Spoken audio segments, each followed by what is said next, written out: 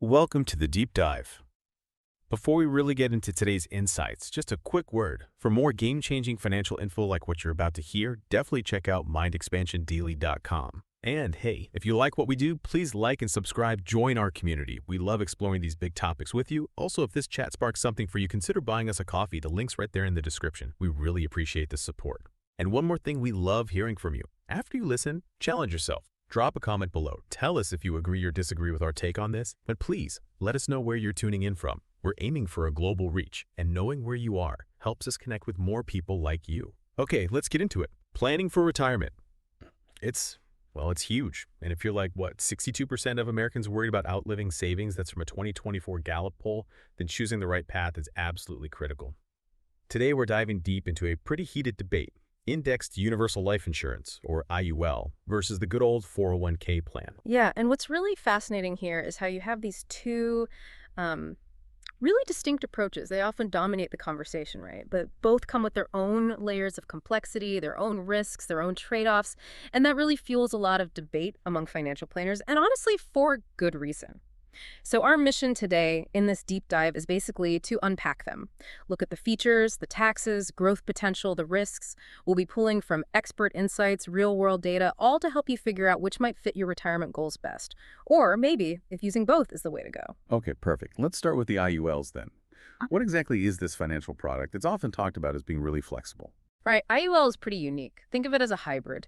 It combines life insurance with an investment-like component. You pay premiums, and that's with after-tax money. These premiums do two main things. They fund a death benefit for your beneficiaries, and they build up cash value. Now, here's where it gets really interesting, especially for retirement. This cash value growth, it's linked to market indexes. Think the S&P 500, but, and this is key, with specific guardrails. Guardrails. Okay, what does that mean for someone trying to figure out how much it could actually grow? So the cash value grows tax-deferred. That's a plus. But critically, the annual returns. They have both a cap, like a ceiling, and a floor. For example, a Forbes analysis this year mentioned caps are typically in the 10-12% range, and floors often at 0%, maybe 1%. This means you get some of the market gains up to that cap, but you're also protected from big losses if the market tanks. You won't lose principal due to market drops, typically.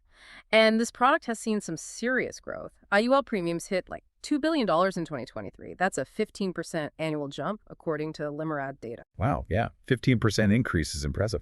So what are the main advantages? Why would someone pick an IUL? The key advantages really stem from that unique structure. First, the tax benefits. We mentioned tax-deferred growth. But the big one is accessing the cash value. You can usually take policy loans, and those are generally tax-free, at least up to your premium basis. This is really appealing for people, especially high earners, who think they might be in a higher tax bracket when they retire. A wealth management study found this appeals to about 40% of high net worth folks with that expectation. Okay, tax-free loans, that's a big difference from a 401k withdrawal. Exactly. Then there's flexibility. Policyholders can often adjust their premium payments, maybe skip some, or change the death benefit amount within limits, of course. And they can make withdrawals or take loans. A Think Advisor report found 80% of IUL holders actually use that cash value access during retirement, so it's not just theoretical. And finally, don't forget the death benefit. It is still life insurance, so it gives your heirs a tax-free payout. Average payouts were around $250,000, according to recent industry data. That's peace of mind. Those do sound like pretty compelling benefits. Tax advantages, flexibility, death benefit. But like with anything financial, there have to be downsides, right? What are the trade-offs? Absolutely. And this really raises the critical question. What are you giving up? First off, high fees. IULs aren't cheap. You've got management fees, often 1-2% a year, plus the costs of the insurance itself, administrative charges.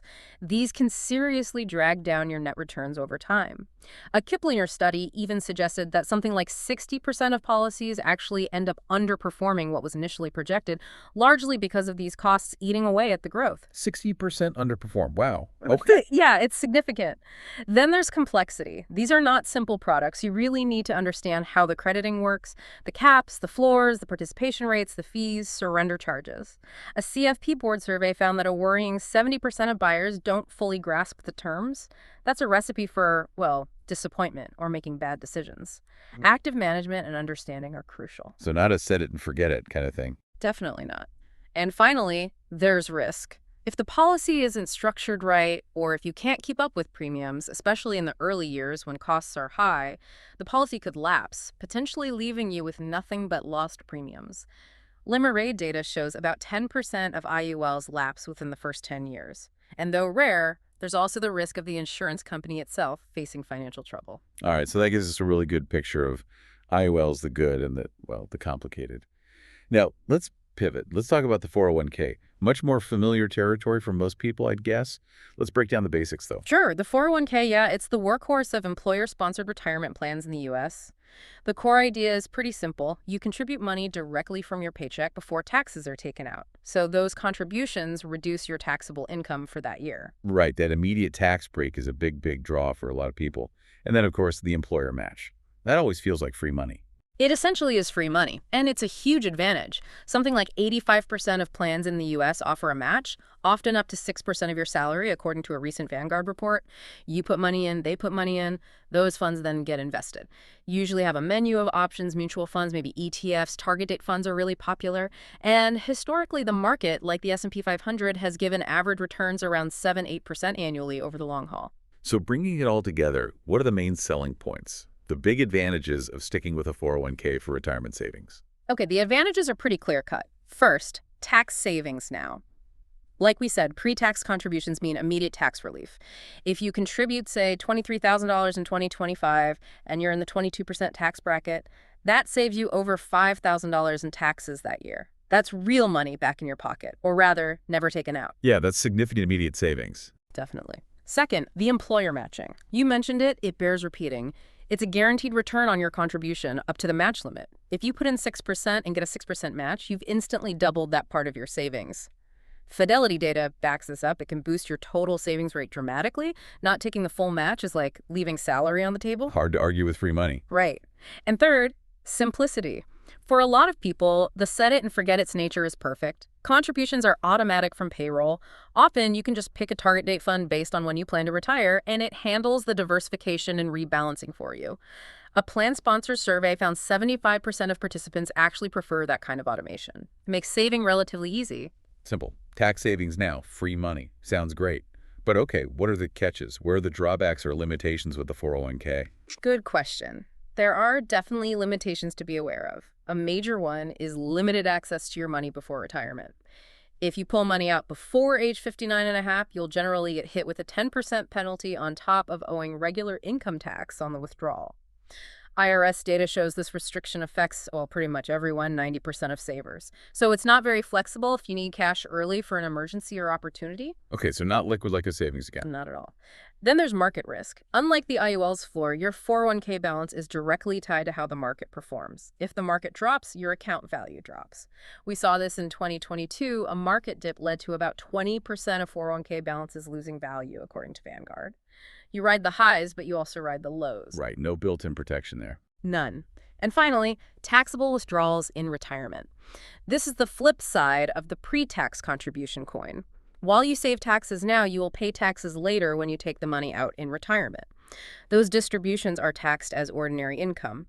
And a Tax Foundation study pointed out that this impacts about 65% of retirees who might actually find themselves in a similar or even higher tax bracket in retirement, especially when you add in Social Security or maybe pension income. Okay, this brings us right to what feels like the core of the debate for many. Yeah. The taxes. The tax implications seem like they could totally swing the decision one way or the other. Absolutely. Taxes are huge in the IUL versus 401k discussion. It really boils down to when you pay the tax now or later and how the money comes out. So for the 401k, it's straightforward. Save taxes now, pay taxes later. Exactly. Pre-tax contributions mean immediate tax relief. You contribute $30,000 in a 23% bracket. Okay. That's $6,900 less tax you pay that year, based on 2025 IRS guidelines, roughly. But the bill comes due later. Withdrawals in retirement are taxed as ordinary income. And like we mentioned, a Tax Policy Center report noted about 30% of retirees actually face higher effective rates because those 401k withdrawals stack on top of other income. And with IULs, it's basically the reverse tax journey. Pretty much, yeah. You use after-tax dollars for premiums, so no upfront deduction. But the cash value grows tax-deferred. And the really critical part, accessing that cash value through policy loans is generally tax-free. This strategy, as that wealth management study showed, benefits that 40% of high earners who expect to be in higher tax brackets later. There was even a, viral-ish post on X this year, got like 10,000 likes, someone saying IOL's tax-free withdrawals saved me thousands in retirement. It resonates. That tax-free access does sound incredibly powerful, especially if you expect higher taxes later. But I'm still stuck on those fees you mentioned for IULs. Can those fees really eat away at the tax advantage? Yeah, that's the million-dollar question, isn't it? Can the fees negate the tax benefits? And the answer is, unfortunately, yes, they absolutely can. That Kiplinger analysis we talked about, it suggested that IUL costs, maybe averaging 2% a year all in, could reduce your total return by something like 20% over a 20-year period. So if those fees are high enough, they could potentially wipe out or at least significantly reduce the advantage you gain from the tax-free loans. It needs careful management and, crucially, low-cost policy design. So, given these different tax treatments and the fee issue, what's the general advice from financial pros? How do they suggest people navigate this? Well, a lot of financial planners, like Sarah Ahmed quoted in Forbes, offer this kind of perspective. Look at your tax situation. If you're in a lower bracket now, but realistically expect higher taxes in retirement, then the IUL's tax-free withdrawal feature becomes really valuable. But, she added, for people who expect their tax bracket to stay roughly the same, or maybe even drop in retirement, then the 401k's upfront tax saving is often the mathematically better choice. A Journal of Financial Planning study kind of echoed this, suggesting 401k's are usually the better fit for about 60% of middle-income earners, while IULs tend to fit better for higher earners with more complex estate and tax planning needs. Okay, taxes are huge, but the other massive piece is growth. How much can your money actually grow in these things? Let's compare the growth potential and maybe the investment options side by side. Right. With 401k's, you usually get a pretty wide range of investment options: stocks, bonds, international funds, ETFs. You have the potential for full market participation. Historical S&P 500 returns, as a benchmark, have been around 7% annually over long periods, and many people, maybe 70% according to Vanguard, use target date funds to simplify things and get diversification. But, and it's a big but, that comes with full market volatility. As Fidelity reported, about a quarter of plans lost 10% or more during that 2022 downturn. You get the growth, but you also get the risk. So high potential upside, but also full downside risk in a 401k. How does the IUL stack up on growth, considering those caps you mentioned? IUL growth is tied to indexes, but it's buffered. An Investopedia analysis suggested average potential returns might be in the 5–8% range annually before fees and costs. But those caps are key. They limit how much of the market gain you actually capture in strong years. So, for context, Kiplinger ran some projections. A $100,000 IUL policy might grow to maybe $250,000 over 20 years. A 401k, assuming a steady 7% return with no caps, could potentially reach $300,000 or more over that same period. So there's often a trade-off, potential upside for downside protection. That downside protection, though, that 0% or maybe 1% floor in IULs, that must be incredibly appealing to people who just hate seeing their balance go down, right? Right. Risk-averse investors. Oh, absolutely. That floor is a major selling point. Protection against market losses appeals to roughly half of investors who identify as risk-averse, according to a LIMRA survey. You see it online all the time, too. There's another X post with maybe 8,000 likes praising exactly that. No losses during market crashes. For people prioritizing principal protection and stability over maybe maximizing every last bit of gain, that floor is very attractive. We've sort of woven risks throughout, but let's focus on them directly for a moment. Let's consolidate. What are the main core risks you face with a 401k, and then specifically with an IUL? Okay, risks and considerations. For the 401k, the primary risk is market performance. Like Vanguard showed, 20% of people saw negative returns in 2022. Your money can lose value, period. And the other big one is those withdrawal restrictions. Needing money before 59.5 means penalties and taxes. Lack of flexibility is a real constraint, as IRS data on early withdrawals confirms for the vast majority of savers. Right. And for IULs, it sounds like the risks are less about pure market ups and downs and more baked into the product's own structure and complexity. That's a good way to put it. IUL risks include, first, those high fees and costs, which can significantly erode returns, as we've discussed. Second, the complexity itself is a risk. Misunderstanding the policy can lead to poor outcomes or even policy lapse. That LIMRA data showing 15% of policies failing within 15 years is sobering. People stop paying, often because the costs become unsustainable or they didn't realize the long-term commitment. And third, while less common, you have to consider insurer stability. The long-term guarantees are only as good as the company backing them. AM Best noted about 5% of IOL providers face some financial stress signals in 2024. And that social media thread warning, IUL sounded great, but fees ate my returns. That got like 12,000 likes, really highlights how the cost can undermine the whole proposition if you're not careful. Okay, so we've really picked apart both options, the pros, the cons, the risks. But maybe it's not an either situation. What about using both? Could combining an IUL and a 401k be the smart play for some people? The best of both worlds? Yeah, this raises a really important question. Can a hybrid approach actually be more effective? And many experts would say yes, absolutely, for the right person. The common advice is often, first, contribute enough to your 401k to get the full employer match. That's just free money you don't want to leave behind. Maxing it out, up to the IRS limit $23,000 for 2025 for under 50s, leverages those upfront tax benefits. Then, an IUL could potentially be added to the mix. It can bring in that tax-free withdrawal flexibility later in life, plus the death benefit protection. A financial planning study found that about 30% of high earners actually use this kind of layered strategy, trying to balance the growth potential of the 401k with the safety features and tax advantages of the IUL. Can you maybe paint a picture? Give us a quick concrete example of how someone might structure that. Sure. Let's say someone contributes $10,000 a year to their 401k. Their employer matches 6%, so that's another $6,000 going in. Total $16,000 growing tax deferred in the 401k invested in the market. Simultaneously, maybe they put $5,000 a year into an IUL premium. Over 20 years, that could build up, say, a $100,000 death benefit, while also accumulating cash value that they could potentially borrow against tax-free later, as Think Advisor might illustrate. So you're using the 401k for the heavy lifting on growth and tax deferral, and the IUL for tax diversification in retirement and legacy planning. It leverages the strengths of both. That makes sense. It's about layering strategies. I actually saw this kind of thinking play out firsthand recently. Took a trip, did some exploring into financial planning conversations happening in Manila. Oh, interesting. What did you find there? How are these kinds of choices viewed, say, in the Philippines? It's fascinating, actually. I spoke with a financial advisor there, Bria Santos, and she put it really well. She said something like, my clients find 401k type plans simple, but the IULs really appeal to those planning complex estates or worried about future taxes. I also sat in on a seminar in Makati, maybe 50 people, intensely debating tax strategies. The tilt was maybe 60% towards the simplicity of standard retirement plans, but that other 40% was really focused on the tax-free loan feature of IULs. But I chatted with a young professional who basically echoed the hybrid idea. Yeah, I max my retirement plan at work, but the IUL gives my family peace of mind with the death benefit. Even visiting a local bank, the pitches for IULs heavily emphasize those tax-free loans, and the banker said it resonated with about 40% of their clients looking at long-term planning. It really hammered home that it's all about tailored advice. And you see this online too, right? That post saying IUL and 401k together, best of both worlds, got like 15,000 likes. It's a strategy people are actively considering. That's a great real-world perspective. And if you connect that to the bigger picture, this whole IUL versus 401k debate, well, it reflects broader global trends, doesn't it? A World Economic Forum report this year highlighted that something like 70% of workers globally feel unprepared for retirement. There's a huge confidence gap. And even in places like Pakistan, a recent Dawn article noted maybe 10% of the growing middle class there is starting to invest in various retirement plans.